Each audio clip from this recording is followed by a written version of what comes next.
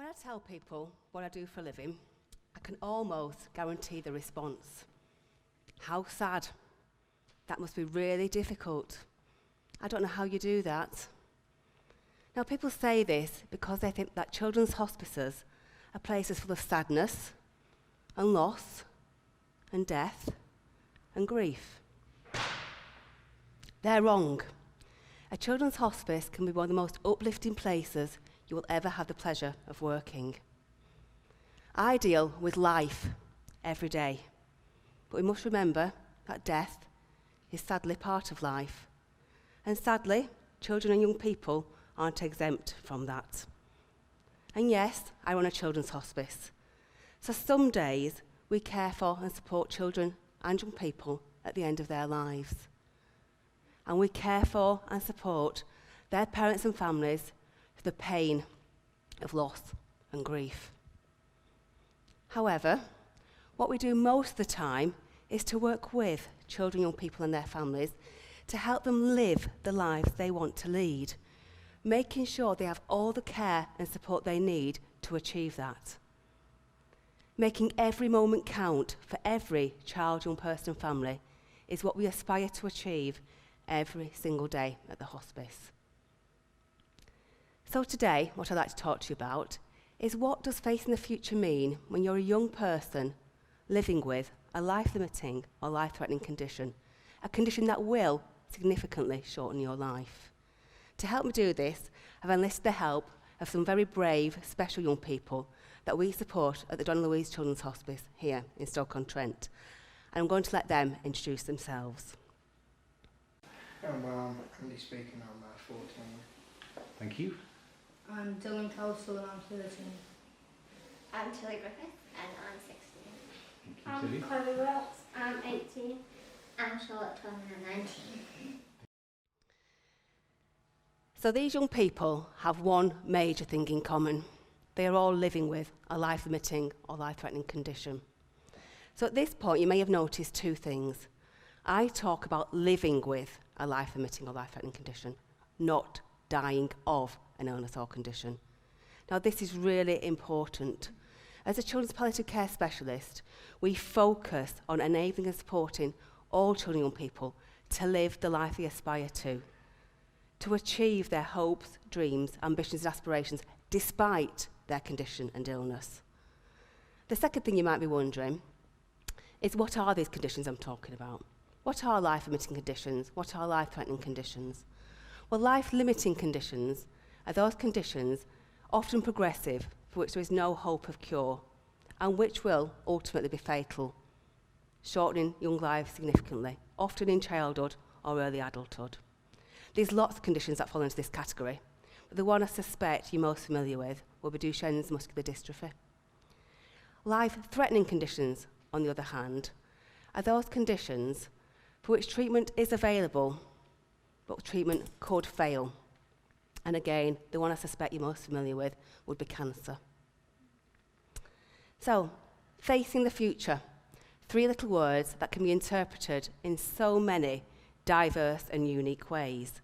So before I go on any longer, I'd like you to all please just think about, for just a few moments, the words you would use to describe how you felt about facing your future when you were 16, 17 or 18.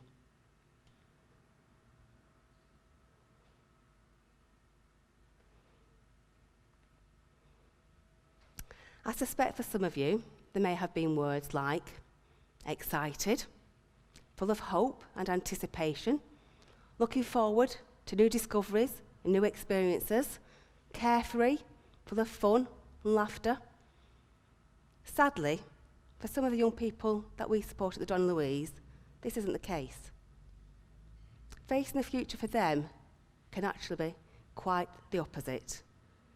It can be scary, very scary.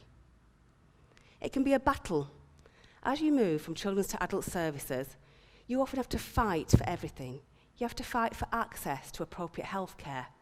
You have to fight for the right social care support package, fight for equipment, fight for transport. It's a social life that's a luxury and not a given. And it can be a life fraught with all kinds of challenges, issues and barriers. But at this point, I'm going to let some young people talk about their experience of facing their future. I'm more excited really than... More excited. Yeah, I like to... As I'm doing planning the same things as everyone else at my ages, going to university and all that. But I'm actually planning it a little bit earlier. And, instead of just thinking about my accommodation, I've got to think about me plus personal assistant accommodation. It's all the same things for me now, but just with a slight twist. Yeah. It's like something different. Well, I had my future planned out really from a very young age because I always knew what I wanted to do. But then I took a turn for the worse and I had to have an operation and in the middle of my exam period and now I can't, and then I had to go from university. So I planned out and now I've got to change it. So before I had my operations, I was thinking that I'll go to school and then go to college and then go to university. But that all changed when I had my operations on my spinal and stuff. And when my spinal came in there, I was thinking I wanted to go back to college, I wanted to do my college years and then go to university, and then that just came crashing down. Well, I mean, I don't know, like, to be honest, when I was younger, I've thought about the future and things like that, and I know what I want to do, and I don't mind thinking about the future, it's just, I'm concerned when I get there, how I actually do it.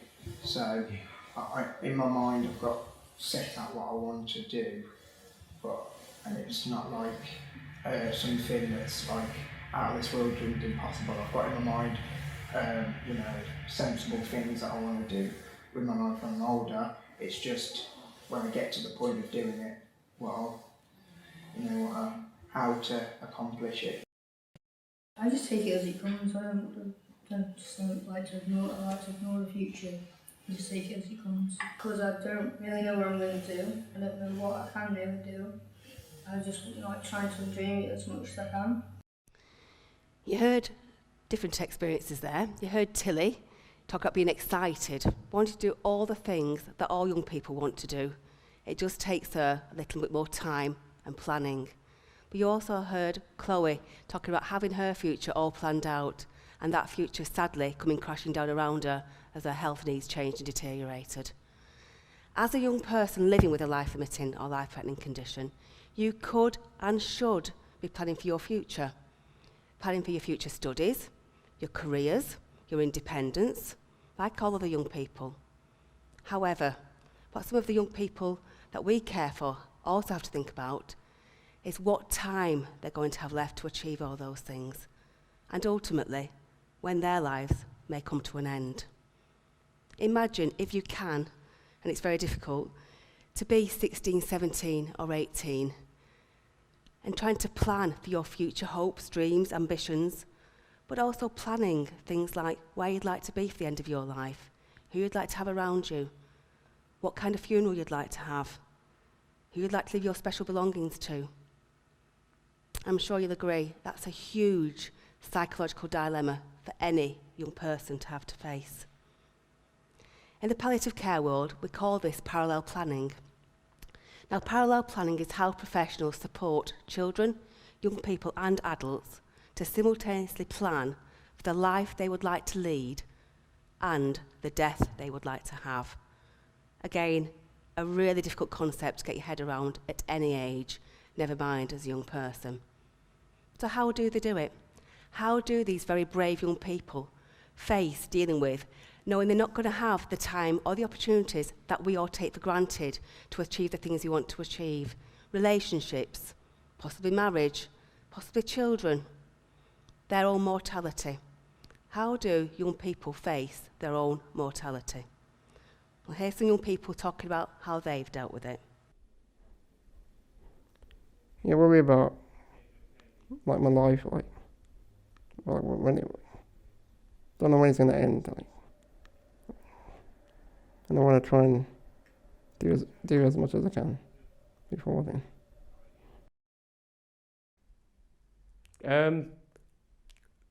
I think as I've got older, it's because obviously my condition is life limiting. Yeah, there's been a lot of people that have passed away, unfortunately. So it's always very much in the forefront of my mind about the condition and the time I've got, really. Yeah, that does affect you. Like, even though I know that we can all go at any time, but obviously when you've got a life limiting condition, it's obviously more real in your mind than it would be in, say, someone else who was my age, 28. They wouldn't think about their own mortality, really. I've had a lot of friends with my condition who've passed away, and it feels like there's not many of us left from my age group now. So it's a bit scary, really, to think about, because you're not sure who it could be next. Because it's pretty much guaranteed that it could happen at some point. Well, sometimes it feels like you need to hurry up and do things because you might not have time to get things done. A lot of things like, I like find a partner or something.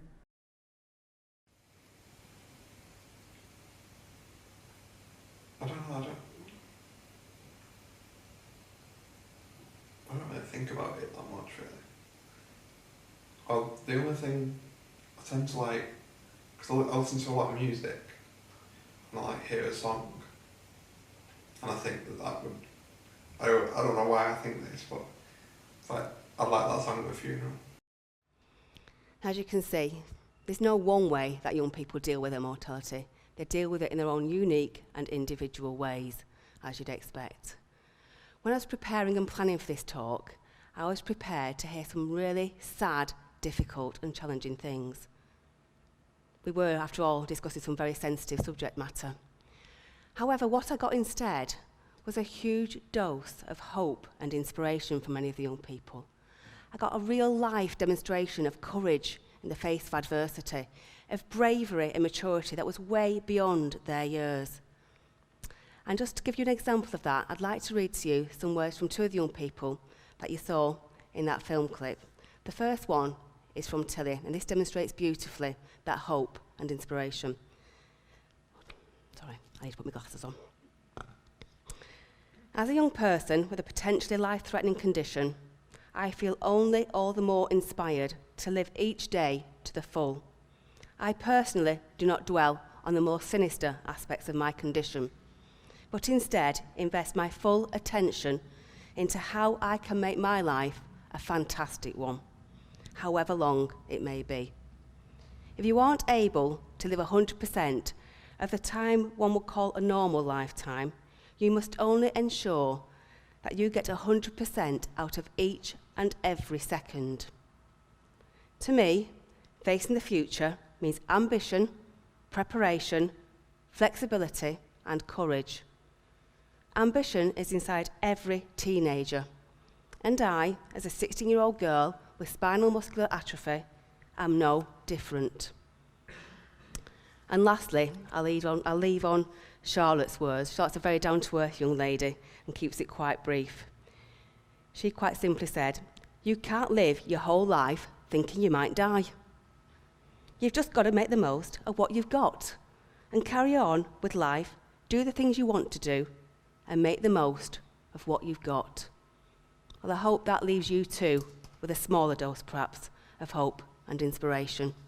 Thank you for listening.